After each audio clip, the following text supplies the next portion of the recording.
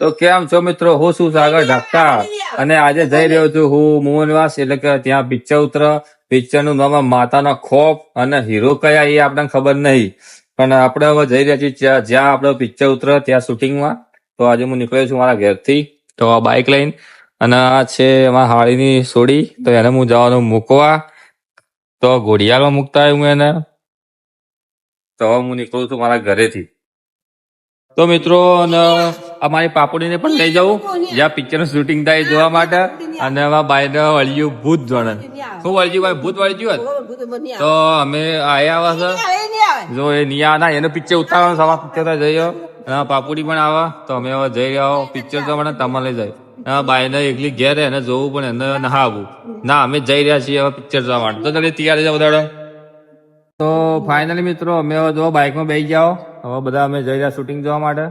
તો જો હવે તૈયાર થઈ ગઈ અમારી બાઈ. બેટા પિક્ચર તો આવું મારે પિક્ચર તો આવું તાર ભાઈને પિક્ચર જવું પણ કોઈ લઈ જતું નહીં. બાપો પિક્ચર બતાવશે ભાઈને લઈ જાય.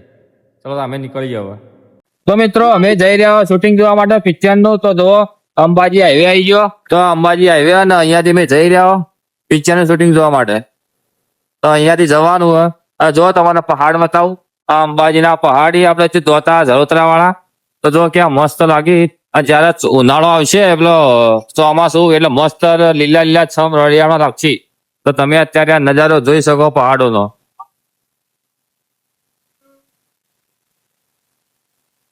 તો ફાઇનલી મિત્રો અમે આવી ગયા છીએ વગદડીમાં અને અહીંયા શૂટિંગ ચાલુ હોય. તમે બે જણા આવી જાઓ.